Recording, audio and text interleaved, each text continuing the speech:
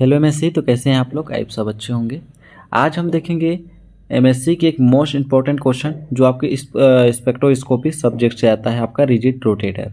ठीक, ये होता क्या है, इसका जो आपका फॉर्मूला क्या निकल के आता है वो आपका मेन इंपॉर्टेंट होता है।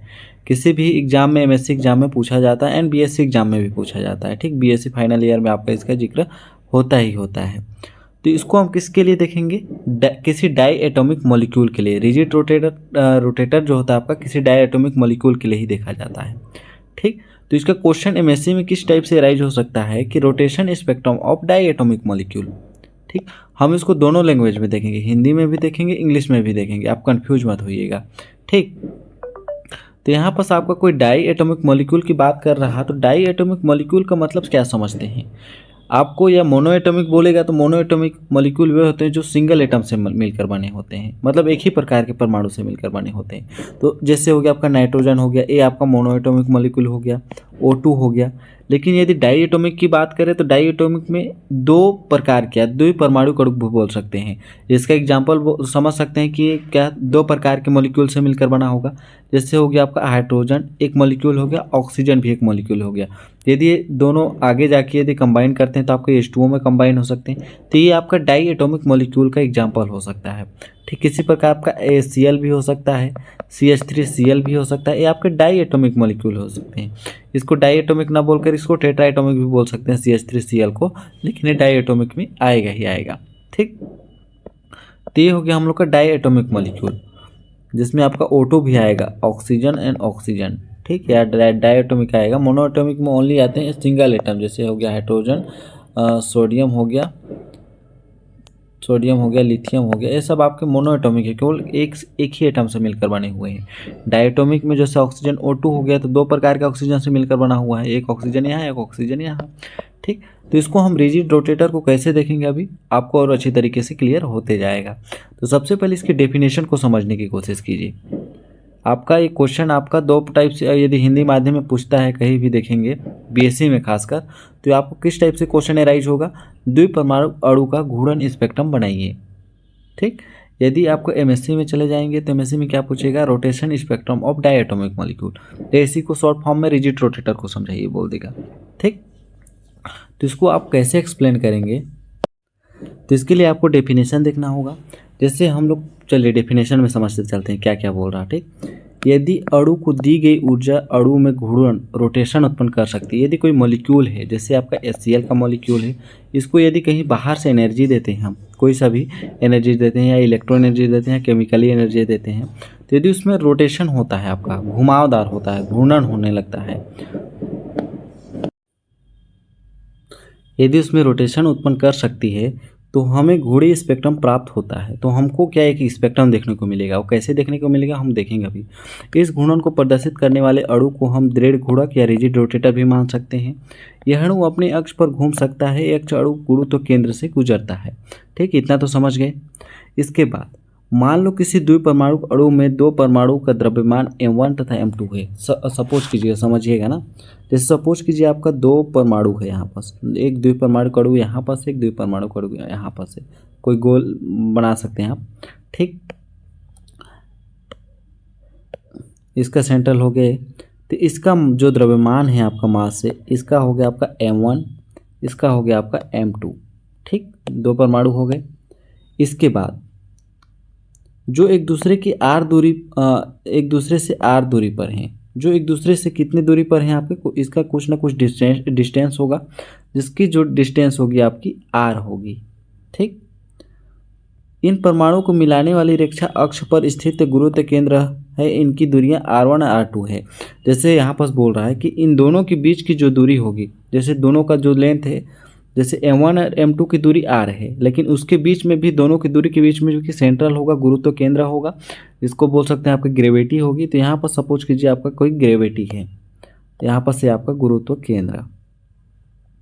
ठीक, यहाँ पर आपका कोई C है सेंट्रल, जिसको बोल सकते गुरुत्व केंद्र बोल सकते हैं।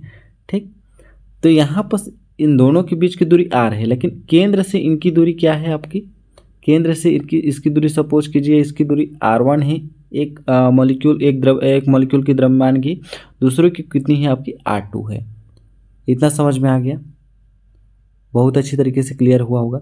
जैसे इन दोनों के बीच की डिस्टेंस कितना है, r1 है, लेकिन उसके बीच में ही एक क्या है आपकी केंद्र यहाँ पर गुजर रहा r, तो इसकी दूरी हो गई r2, इसकी दूरी हो गई आपकी r1, इसको बना लीजिएगा। ठीक, इतना तक समझ में आ गया। अब बात करते हैं इस द्विपरमाणु की जो होता है आपका, जो आपका डायटोमिक मॉलिक्यूल है, द्विपरमाणु जो आपका मॉलिक्यूल है का गुरुत्व केंद्र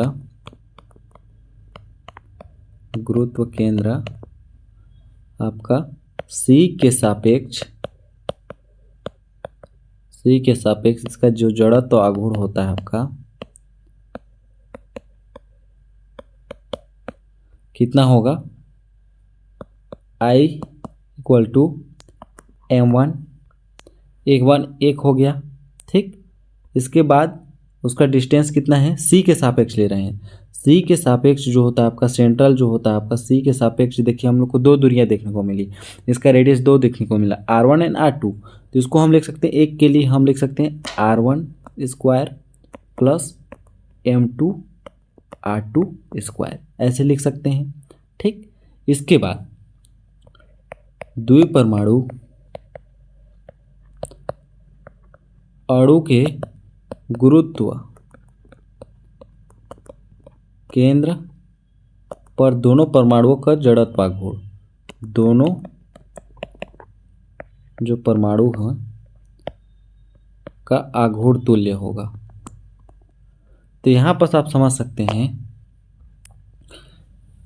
नॉर्मल सा, जो आपका m1 है, एक जो आपका m1 है, एक किसके बराबर है आपका r1 के, ठीक, बराबर m2 r2 के बराबर, मतलब m1 r1 जो होता है आपका m2 r2 के बराबर है। इसको ऐसे समझ सकते हैं क्योंकि C के सापेक्ष लिए हैं, तो इसका भी जो आपका द्रव्यमान वेट होगा सेम होगा, r1 सेम है, डिस्टेंस सेम है। ठीक, तो m1 r1 जो होता है आपका बराबर किसके, आपके m1 r2 के बराबर है। ठीक, तो इसको हम इक्वेशन नंबर फर्स्ट दे सकते हैं, इसको दे सकते हैं हम लोग इक्वेशन नंबर सेकेंड। ठीक, यहाँ तक समझ में आ गया। आपको पता होगा r जो होता है, दोनों की जो डिस्टेंस होती है किससे मिलकर बना है आपका r1 प्लस r2 से, r1 प्लस r2 से मिलकर बना हुआ है। ठीक, तो यहाँ पर आप r2 का मान निकाल सकते हैं। r2 का मान निकालना चाहें तो कैसे निकाल सकते हैं, ये जो आपका r है माइनस r1, ठीक, पक्षांतर कर दीजिए, इस r1 को यहाँ पर पक्षांतर कर दीजिए तो माइनस में आ जाएगा, यहाँ पर पहले प्लस में है। ठीक, अब ले सकते हैं इसको समीकरण 3 ले सकते हैं या इक्वेशन नंबर 3 ले सकते हैं। तो यहाँ पर हम लिख सकते हैं इक्वेशन नंबर 2 एंड 3 से। ठीक, इक्वेशन नंबर 2 एंड 3 से अब जो दोनों को कंबाइन करेंगे तो क्या मिलेगा, फर्स्ट इक्वेशन में हमको r2 का मान निकल गया, तो बस यहाँ पर r2 का मान रखना है हमको इक्वेशन नंबर 2 में। तो यहाँ पर हो गया आपका m1 r1 सेम रहेगा, m2, अब r2 का मान कितना निकल के आ गया, r माइनस r1, हमको यही मान निकल के आया है r2 का। ठीक, अब क्या करेंगे, m1 r1, अब दोनों का गुणा कर देंगे, m2 r minus m2 r1 multiply कर दिए। ठीक, इतना तक समझ में आ गया। अब क्या करना है आपको, ये जो आपका m2 r है उसका वैल्यू निकाल लीजिए।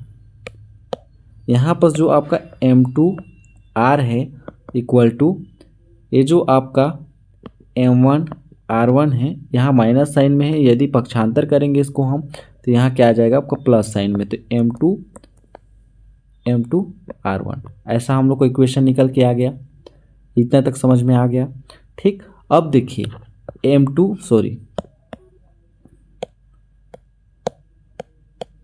यहाँ पर आपका m2 r जो है इसका वैल्यू कितना है आपका m1 r1। अब इसमें क्या कॉमन दिख रहा आपको, क्या कॉमन दिख रहा आपको, देखिए r1 यहाँ भी है, r1 यहाँ भी है, तो इन दोनों को कॉमन दिख रहा है तो इसको बाहर निकाल दीजिए r1। तो यहाँ हो गया आपका m1 प्लस m2, यदि हम इसको मल्टीप्लाई करेंगे तो सेम वैल्यू यही आएगा, आपका ऊपर का जो वैल्यू आया वही आएगा। ठीक, तो इतना कर लिए हम लोग।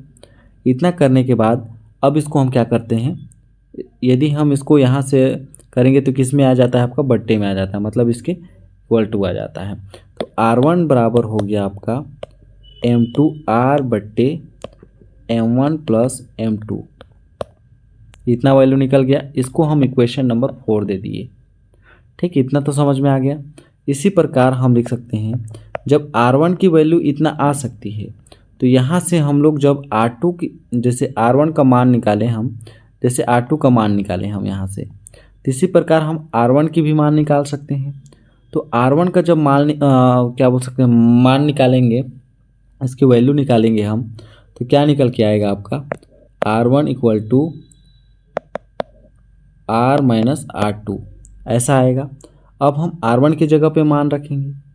ठीक, R1 की जगह पे मान रखेंगे तो सेम वैल्यू आपका इसी प्रकार आएगा। इसी प्रकार आपका क्या निकल जाएगा, आपका R2 बराबर M1R बट्टे M1 प्लस M2, ये वैल्यू आपकी सेम आएगी। यहाँ पर बस आपको चेंज करना है M1। ठीक, इतना समझ में आ गया कि R2 की वैल्यू कैसे आई। आपको कुछ नहीं करना है, आपको बस यहाँ पर उसको देखना है। यहाँ पर आप देख चुके हैं, पहले हम R2 का वैल्यू निकाले थे। ठीक, यहाँ पर R को पक्षांतर करके। इसी प्रकार आप ले सकते हैं, यदि R1 की मान निकालेंगे हम लोग, कहाँ से, यहाँ से, ये जो, हाँ यहाँ से यदि R1 का मान निकालेंगे, R1 बराबर तो R माइनस R2, तो ये जो वैल्यू आएगा आपका R1 का, तो इसमें M1 आ रहा था और उसमें क्या आ रहा था आपका M2। तो यहाँ पर कुछ नहीं करना है आपको, यहाँ पर यदि R1 है तो यहाँ M2 है, R2 है तो यहाँ M1 है, बस इतना ही समझ लीजिए, समझने का ट्रिक है। ठीक, अब समीकरण लेते हैं इक्वेशन नंबर 4, जो equation number 4 and equation number 5, ठीक, से R1 एवं R2 का मान सभी में रखने पर जो इक्वेशन नंबर हम लोग का कितना है, 1 है। ये जो हम लोग का इक्वेशन नंबर 1 है, I बराबर M1 R1 square M2 R2 square, तो उसका वैल्यू जब हम लोग रखेंगे तो क्या निकल के आएगा, तो I इक्वल टू, पहले हम लोग का क्या था, M1 R1 square plus M2 R2 square, यही हम लोग का इक्वेशन नंबर कितना, first, M1 R1 square M2 R2 square, यही हम लोग का क्या, इक्वेशन नंबर फर्स्ट। तो अब इसी में हम लोग को R1 और R2 का मान को रखना है। तो मान रखने से क्या आएगा आपका, I बराबर हो गया हम लोग का M1 पहले से है। अब R1 का कितना मान है, देखिए R1 का मान है आपका M2R, तो यहाँ पर हो गया आपका M2, ठीक, M2 और R, M2R, यहाँ पर क्या आ जाएगा आपका स्क्वायर। इतना समझ में आ गया, स्क्वायर आ गया क्योंकि इसमें स्क्वायर है। ठीक, इसी प्रकार इसके नीचे क्या है हम लोग का M1 प्लस M2, आप इसको ऐसे समझिए, ये जो M1 है अलग निकल गया। अब R2 का मान को रख दीजिए, R2 का मान कितना है, M2R M1 प्लस M2, ठीक, तो यहाँ पर लिखेंगे हम M1R बटे M1 प्लस M2, पूरे कोष्टक में लगा दीजिए आप 2 स्क्वायर, क्योंकि ये स्क्वायर में है यहाँ पर। ठीक, इसी प्रकार प्लस में ले लीजिए किसको, M2, ठीक, कोष्टक में ले लेंगे हम M2, R2 का मान कितना है, सॉरी यहाँ पर आपका M2 होगा, ठीक, M2 होगा। यहाँ पर R2 का मान कितना है आपका M1R, तो यहाँ हो गया हम लोग का M1R बटे M1 प्लस M2 ए स्क्वायर। इतना तक क्लियरिफाई हुआ, बहुत अच्छी तरीके से समझा रहा हूँ, आपको क्लियरिफाई करना पड़ेगा। ठीक, इसके बाद आपको क्या करना है, ये I बराबर है, ठीक, I बराबर M1 M2, ठीक, M2 का स्क्वायर आएगा यहाँ पर, ठीक, M2 का स्क्वायर एंड R2 का स्क्वायर, ठीक।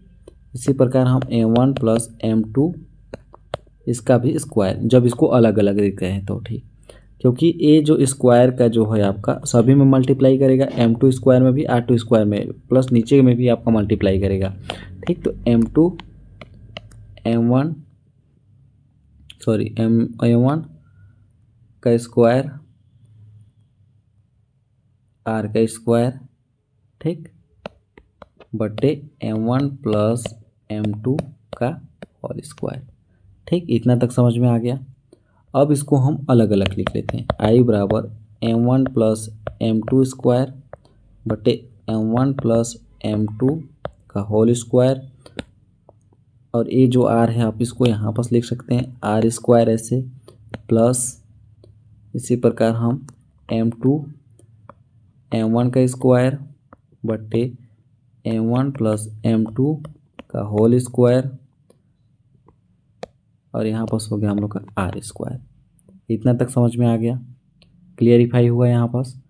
अब यहाँ पास आपको क्या करना है, देखिए इसमें भी आपका सेम है m1 प्लस m2, ठीक, m1 प्लस m2 है तो आपका कट जाएगा। कैसे कटेगा देखिए, यहाँ पास आप क्या कॉमन ले सकते हैं, m1 m2 जो स्क्वायर में नहीं है उसको हम कॉमन ले सकते हैं। तो i बराबर हो गया m1 प्लस m2, ठीक, इसको हम ले लिए कोष्टक में। बच क्या गया आपका m2 square, m2 square plus m1 square, ठीक, और ये जो हम लोग का आया दोनों को हम कॉमन ले सकते हैं, m1 प्लस m2 का होल स्क्वायर, और एक और हम लोग का बचा है आपका दोनों में कॉमन आर स्क्वायर। ये हो गया हम लोग का आर स्क्वायर।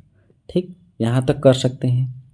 यहाँ तक करने के बाद आप क्या लिख सकते हैं, i बराबर m1 प्लस m2, ठीक, m1 m2 आर स्क्वायर बटे m1 प्लस m2 का होल स्क्वायर। ठीक, अब देखिए यहाँ पास m1 प्लस m2 एक है और यहाँ पास दो है, तो एक का कट जाएगा, तो यहाँ पास दो था तो एक बच गया है। ठीक, तो उसको लिखेंगे आप।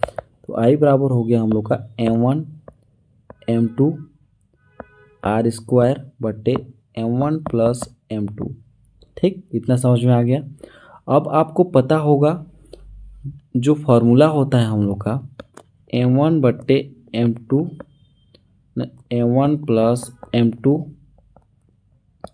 ऐसे, इसका बराबर होता है आपका म्यू, जिसको हम बोलते हैं रेडियस मास। तो अब इसके जगह पे ओनली हम यहाँ पास इस पूरे जो फॉर्मूला है इसके जगह पे हम म्यू लिख सकते हैं। तो i बराबर हो गया हम लोग का म्यू आर स्क्वायर। ठीक, ये हम लोग का ओरिजिनल फार्मूला निकल के आ जाता है, जहाँ इसके बराबर होता है आपका म्यू, जिसको बोलते हैं रेडियस मास, जो आर जो होता है आपका क्या बताता है, आपके बंध की लंबाई, बॉन्ड लेंथ को। तो हम लोग को यही फाइंड आउट करना था, हम लोग को यही निकालना था कि रिजिड रोटेटर का जो फार्मूला निकल के आता है या डायएटॉमिक मॉलिक्यूल का जो फार्मूला निकल के आता है क्या निकल के आता है। तो आई बराबर म्यू आर स्क्वायर, हमको यही फाइंड आउट करना था। ये आपका क्या हो गया, इक्वेशन प्रूव्ड। ठीक, तो ये हो गया हम लोग का क्या, किसी भी डाई एटॉमिक मॉलिक्यूल के लिए रिजिड रोटेटर था। आई होप दोस्तों आपको अच्छे से क्लियर आया होगा। मिलते हैं अगले नेक्स्ट वीडियो में, तब तक के लिए बहुत बहुत धन्यवाद। ठीक।